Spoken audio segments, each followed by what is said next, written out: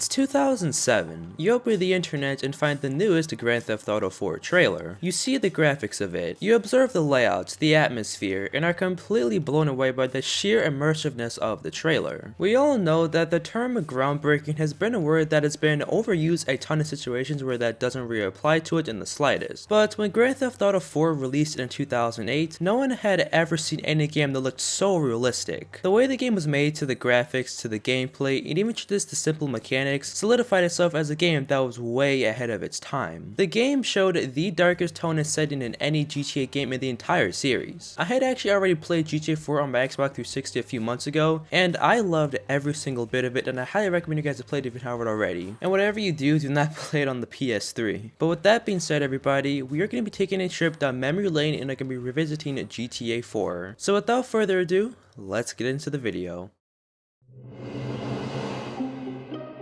Grand Theft Auto 4 officially began going into development in November of 2004, almost a month after the release of GTA San Andreas. Crazy how Rockstar used to work on new games back to back, because now it's kind of been 10 years. But that's alright, because back in the day when Rockstar was working on GTA games, they used to put an unhealthy amount of stress and crunch time on the developers. I mean, they had released 3 massive hits in a span of only 3 years. And that's not even including some of their other games that they were squeezing in that time frame. And it just got to the point where that was just not a sustainable business practice in the long run. And Sam Houser even later commented that it was an absolute nightmare. So with the Grand Theft Auto 4, they were going to chill out more so they can really take the time so they can make this game into an absolute masterpiece. So how did they go about this? Rockstar Games are going to create their very own game engine that was called Rage. This game engine would allow them to add way more ambitious features and elements into the game that a standard 1993 engine can't handle. This allowed them to take all the elements from the previous GTA games and mesh it all into one game. A team of over 1,000 people created the map of the game, Liberty City, in a very compact environment. They added so much detail, made the map in that grainy, depressing condition, and made the map so that the city really resembled New York City in real life. And even just walking around the map in 2024, it still looks absolutely beautiful. And this design approach really made the map feel so much bigger than it really is. The map of GTA 4 really isn't that big, but when you're cluttered around nothing but buildings on one of 4 different islands, the map feels absolutely ginormous. And it's one of my favorite design approaches. They did do this with GTA 3, but the map was vastly smaller compared to Liberty City in GTA 4 since, well, it was a PS2 game. I don't know why I'm comparing GTA 3 to GTA 4, 2 completely different eras. And funny enough, you know how with GTA 6, there are so many fake screenshots and supposed leaks of the game that are all completely bullshit? Well, that happened exactly with GTA 4 in 2006. In May of 2006, right after GTA 4 was announced at E3 for the first time ever, hundreds of screenshots began going around the internet showing off supposed leaks of GTA 4. They were mostly all screenshots showing off the city of the game, and for the most part, a lot of people believe that these were all real leaks from the actual game. But Rockstar would come along and take all these fake screenshots down and would confirm that they were all fake. Just shows you that even in 2006, people were still clickbaiting. Once 2007 rolled around, the first ever GTA 4 trailer would be released titled Things Would Be Different, implying that Grand Theft Auto 4 was going to be completely different than all the other GTA games. And in April of 2008, Grand Theft Auto 4 would officially be released to the PS3 and Xbox 360 exclusively. And it had sold over 6 million copies on the first day alone. And one of the biggest misconceptions was that many people thought that GTA 4 was supposed to be released to the PS2 with the 3D trilogy, GTA 3, Vice City, and San Andreas. But that would literally be impossible. If a game like GTA 4 with its sheer amount of details and graphics was put onto a PlayStation 2, I think it would actually explode. The PS2 had 8 megabytes of storage, and an average PS2 game had around 4 gigabytes, and the size of Grand Theft Auto 4 was 32 gigabytes. Playing GTA 4 on the PlayStation 3 alone was already rough enough, hence why no one owned a PS3. The max frame rate was only around 25 to 30 FPS with constant lag. So just imagine trying to play GTA 4 on a PS2. That would actually be a horrifying experience. And quite frankly, I don't know how people thought that was going to happen. When GTA 4 came out, to say that the game's mechanic was subjected to controversy would be an absolute understatement. Let's first talk about the driving in this game. The driving handling in GTA 4 is very different compared to some of their previous titles leading to GTA 5. The tires on the vehicles don't have much traction on the ground, there's way more weight to the front of the cars instead of to the back of them, therefore making them very slick on the road and making them slide very easily if you try turning too fast. So unfortunately, you can't just go 70 miles an hour on a road to be able to make a sharp turn like you can in GTA 5, because if you do, you are going to crash the car. With GTA 4, Rockstar was trying to add way more realism to the gameplay, that's starting with the driving. Now look, people bitch about the driving in this game all the time, saying it's too hard and not fun. Get good at the game. For me, I love GTA 4's driving mechanics. It's so much fun and interesting trying not to crash your car while you're driving through Liberty City's claustrophobic New York City rush hour traffic, and I personally never got bored of the driving in the game. The problem that I had with GTA 5 was that every time I got a mission where I had to drive really far somewhere, it felt so soulless and boring because the driving in GTA 5 was, well, very easy. I can just hold my finger on the right trigger and be on my phone and basically just drive without any problem. But with GTA 4, I would actually look forward to driving everywhere because it felt like I was actually engaged with the driving itself, if that makes any sense. Because crashing a car in GTA 4 can really damage your car, because since how much realism they added to the game. The car takes an insane amount of damage, and if you damage your car too much, the car just won't work anymore, and you can fly out of it, and it can kill you or take a big chunk of your health out. So it felt super intense trying to maneuver my way around the city, other cars, NPCs, and try not to hit anything. And I understand why some people don't like the driving, because the cars can feel really stiff, and it makes going everywhere take a while. And if I told you that I wasn't frustrated at times because of how slow the cars can turn, I would be lying. But I would rather have something challenge me in a video game that makes the experience more fun and thrilling, rather than just taking something that's easy, like GTA 5's driving. Because what's fun in doing something that's easy? And the driving isn't even that bad like people make it out to be. People make it seem like it's impossible, it's the most difficultest, complex mechanic in the game. It honestly does take some getting used to at first if all you played is GTA 5, but after a few missions, I was completely in love with the driving more and more. I think a lot of people say that the driving sucks because you can't hit 90 miles an hour and be able to gun across the city without any problems or something. And I get it, in Los Santos there's less cars, less people, less traffic, more space to drive. In Liberty City it's crowded everywhere, so many turns, but I'd still rather take GTA 4's driving over 5 any day. GTA 4 also introduced a brand new shooting system. I'm gonna keep it real with you guys, the shooting system in GTA 3, Vice City, and San Andreas was fucking terrible. The aiming system was god awful, and it didn't give you a clear target to shoot at, making you want to lose your mind sometimes. And if anyone in the comments tells me that the shooting system in those 3D games are better, you're coping. In GTA 4, it was so much more easier to aim at people, and you could even turn on auto aim to help you more, but like, who actually uses auto aim? If you're a real one, you go free aim since that makes the experience way more fun. The shooting was also way more appealing and felt way more engaging. Sometimes you would have to get closer to the enemies to kill them because if you were too far away, they wouldn't die right away. And a part that I loved about the shooting in this game was that when you shoot someone and if they don't die right away, they would hobble away, signifying that they're severely injured. A super unique aspect that Rockstar implemented to their super realistic approach. And I know that I keep referring to GTA 5, but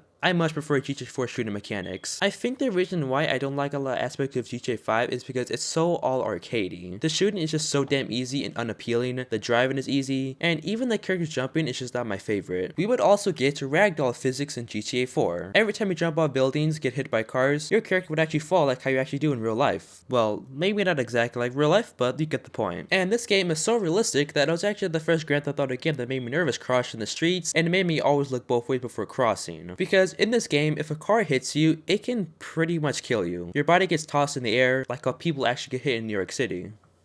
Alright, that joke did not land right. This was also the first Grand Theft Auto game that introduced you to the concept of being able to access the internet and being able to have a usable phone within the game. You could browse through different websites, date gay men, which I had an absolute blast doing in story mode. Just kidding, I killed them all. You could call up friends to start missions, or even do little fun side activities in your spare time. Those spare activities being hanging out with friends, going bowling, shooting darts, doing taxi work, and a lot of more little fun things to do in your spare time if you're tired of just causing chaos in Liberty City. And since Rockstar have been using a brand new engine with GTA 4, this allowed them to make the characters move in more realistic ways, even fight in more realistic ways than the super blocky arcade style that they had been using previously. This massive jump to HD from the 3D era was truly groundbreaking, and all of these elements from GTA 4 are all thanks to the game engine that Rockstar used to create the game. We can all agree that the last 3 games weren't so much for looks and were mainly for gameplay, but Grand Theft Auto 4 was the defining factor of the GTA series. GTA 3 was the foundation, Vice City was a huge step up, San Andreas showed everyone what Rockstar was capable of pushing on a PS2, and they took everything from all those games, the story, the map, advancing the graphics, and implemented it all into one singular massive game. Something that Rockstar was trying to do for the longest, but couldn't because the PS2 just can't handle all that. It definitely was fun to mess around with the mechanics of the game, and just seeing how ambitious Rockstar was trying to go.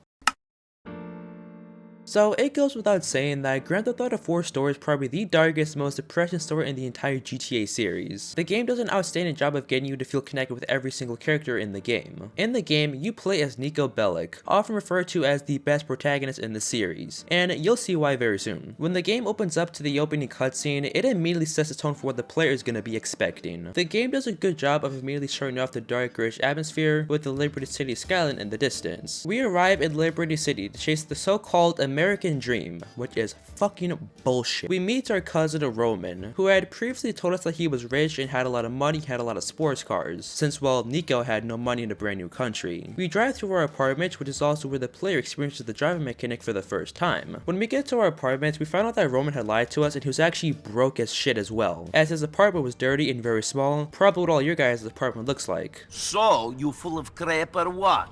What? Where's luxury condo? Where's sports car?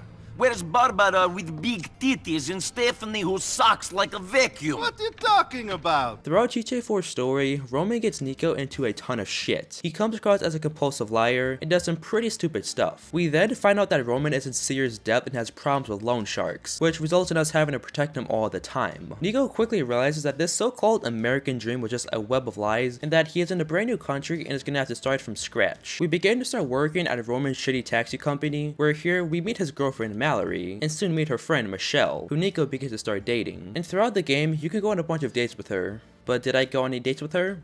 No. We then begin to start working for Vladimir, one of Roman's loan shark dealers, only to find out that Vlad was harassing Roman's girlfriend and Mallory the whole time. So we track him down at a bar, but he escapes and we have to go through a car chase with him. When we get to him and shoot him in the head, we find out that everything you do in this game always leads to consequences. In this instance, after we kill Vlad, who was a part of the Russian mobsters, Nico and Roman both get kidnapped and are tied up in the basement for killing Vlad. Don't be an idiot. That's not good enough. I'm gonna saw off your fucking arm. Speak! Okay. You're dead like sit up the ass. What do you want me to say, huh? It's stuff like this that makes Nico so loved as a character in GTA 4. He's literally tied up in a basement and getting beat up with the hack by some guy threatening to kill him, and he's still able to take the piss out of him. But as this guy is interrogating us, we are then freed by Mikhail Faustin and Dimitri, and soon begin to start working for Mikhail. I also forgot to mention, but we also meet our then friend Little Jacob, who throughout the game becomes one of our little crime buddies throughout Liberty City. And I'm not gonna go over literally every single mission and thing that we do in this game because this video will literally be hours, and most of you already probably know the story, and because I'm not fucking doing all that. But we do work for Dimitri and Mikhail, which they all just have us going to different areas of the map and killing enemies. And throughout our playthrough, it is very apparent that Mikhail Faustin is a hothead, as in some of the cutscenes, he constantly yells at his wife, and Dimitri's trying to calm him down, and when he does, Mikhail just threatens to kill him. So Dimitri has us meet up with him, and he instructs us to kill Mikhail Faustin because he's just getting too out of control. And he promises us that if we kill him, he will pay us for this assassin. So Nico following orders, we chase him down at his club and finish him off. And once Nico and Little Jacob arrive at a warehouse where Dimitri was supposed to give us the money for killing Mikhail Faustin, Dimitri betrays us and we have a pretty big shootout with his men. After we manage to escape, we drop Little Jacob off and pick up Roman. And Dimitri and his men decide to burn down our apartment and Roman's shitty taxi business, which was probably a blessing in disguise. So with nothing now, Mallory helps us settle in another cheap apartment to lay low for a minute. We're fucked. We're broke and on the run. We work for more drug dealers and more criminals to make a little bit more money. We work for people like Brucey, Playboy, Elizabeth, cocaine addict, and continue to work for Little Jacob. One of these missions that we had to do for Little Jacob was we had to go to an abandoned hospital to go steal drugs and escape everyone and the police, which took me a few tries but successfully completed it. Fuck this mission. And conveniently enough, we didn't have to go save Roman again because he got kidnapped for his debts. Broke fat piece of shit. But Nico loves Roman, so we have to go save him. And honestly, Roman is a good guy. Now, this is when the game really starts getting interesting. We start working for Packy. He introduces us to his brother and another character, Michael. And all four of us go in to rob the Liberty City Bank and have a massive shootout with the police and SWAT team. And basically have to shoot our way through them. We have to run through subways, run through the city while getting shot up by cops and helicopters. Probably one of my personal favorite missions in the game because, well, it was the only mission we could actually rob a bank. We then start working for another character, Ray, who was one of the members of the Pecorino family. We do a lot of work for him, and Nico asks Ray to help him find a man named Florian Kravik, who was the man who had actually betrayed Nico when he was in the war, and was the main reason why he ended up in Liberty City. So we and Roman track down where Florian lives, we march to his apartment with our guns drawn, we bust through his door, and Oh, go away! oh shit, he's gay. We don't kill him because Nico doesn't think that he was the one who betrayed him. I mean, fuck, what was this guy's plan when he ran out in the open with a guy pointing a gun at him? Like,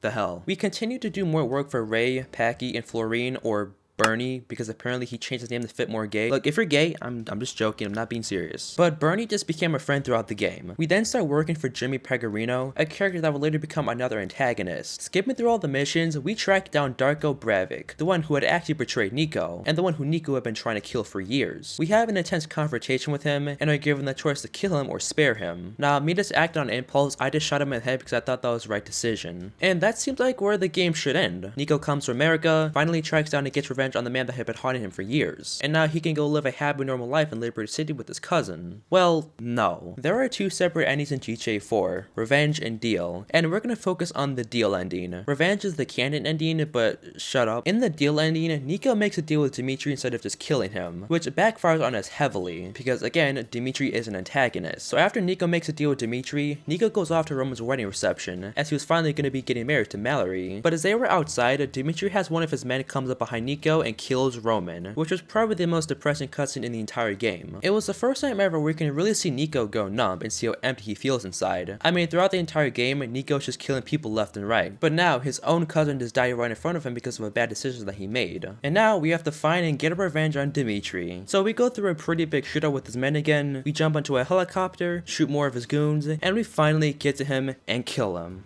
You're a strange man. You killed your best friend. You betrayed everyone who ever came in contact with you. You killed my cousin. I think the ending shows everyone just how dark the GTA 4 story is, and both endings of the game, they're all kind of the same. In the Deal ending, Nico loses his cousin that he loves. In the Revenge ending, Kate McCary, someone who Nico began taking a liking to, gets killed. Basically, it shows that Nico doesn't win in this game. It's not like GTA 5 where all three of the characters win and can now go live happy normal lives. In GTA 4, someone dies that Nico cares a lot about. It's basically a I won but at what cost situation, and I personally think that Rockstar did a fantastic job of showing that. Now, my only problem with GTA 4 is probably the actual gameplay aspect of it. Now look, I loved pretty much every bit of GTA 4. The story is easily the best in the series, I love the characters, the map is amazing, but the actual gameplay for me kinda sucked. Most of the missions that we're assigned to do were pretty much all the same. It all was just us driving somewhere, we have a big shootout, steal something and drive back. Or it was either you have to do this scripted ass car chase, which fuck those missions. Like I said, I love GTA 4's driving, and at first the car chases seemed pretty neat, but when I realized that the missions were designed in the way to make it so that you can never catch up to the car, and the mission is made so other cars get anywhere and crash into you, I lost interest in the missions really quickly. I mean, fuck, how is a car turning, causing a semi-truck smashing right into me? Sometimes my truck would hit me and it would total my car and I would fail the mission. I feel like they would have been cool if they were implemented in the game here and there, but they're basically in almost every single mission in the game. Not every single, but a good portion of the mission are just car chases, the same shootout missions, or surprise attacks that aren't really surprises. There are a lot of parts of GTA 5 that I dislike, but what GTA 5 did really well at was making the gameplay aspect way more entertaining and throwing in crazy stuff that a new player wasn't gonna expect. In GTA 5, you could run around as a dog, you can run inside a burning building, fucking hang from a helicopter and shoot people in a skyscraper. A lot of bad shit, crazy stuff that was very fun. And I think the reason why Rockstar didn't want to have this kind of missions was because GTA 4 was more of a serious tone game than GTA 5, so they didn't want to add missions that were too over the top, which I guess is fair, but still I feel like they could have added something different and put more variety in the game. It just got to a point where it felt like a chore to do some of these missions that I wasn't really enjoying. I mean, the game has 88 storyline missions, so just imagine basically doing the same mission over and over. It's gonna be pretty boring. There's also a severe lack of customization on vehicles, and no real way to buy any sort of property like how you could in Vice City. So after you beat the game, there's basically nothing to do besides hanging out with friends, or doing little fun side activities in your spare time that you don't really need to do. The only real gameplay mission that I probably like was when you go and rob the Liberty City Bank, or probably the last mission when you go and jump into the helicopter. But other than that, the missions are all pretty much the exact same, and I feel like that was one of the biggest issues for many fans of GTA 4. Now, Rockstar would learn from this as they released 2 DLCs, which both have amazing gameplay, The Ballad of Gay Tony, which I'm still playing, and The Lost and the Damned. And both of these 2 DLCs have probably the best gameplay experiences in the entire series. But something that we can all praise Rockstar for was their bold decision to create a game that was going to take a more serious approach and not focus too much on the gameplay. It was a brave decision because quite frankly, a lot of people weren't going to like a serious approach and have it be super depressing and not be super over the top. GTA 4 did an amazing job of getting you to feel connected with each and every single character and make you hate some of the characters. I can see why people dislike the driving, but GTA 4 took a big step in the series, showing everyone how much they could detail a game, put so much personality and tone into it, and basically set the bar incredibly high for more games to come in the future. And I feel like in a game series, you need to have a different variety of tones into them. You need to have a game that's more dark and serious, and a game that is super over the top and amusing. But with that being said, thank you all so much for watching to the end of this video. Go for my Twitter, consider subscribing if you want to. Feel free to leave any game suggestions in the comment section below. Thanks for the support and thanks for watching. I'll see you guys in my next video. I'm out.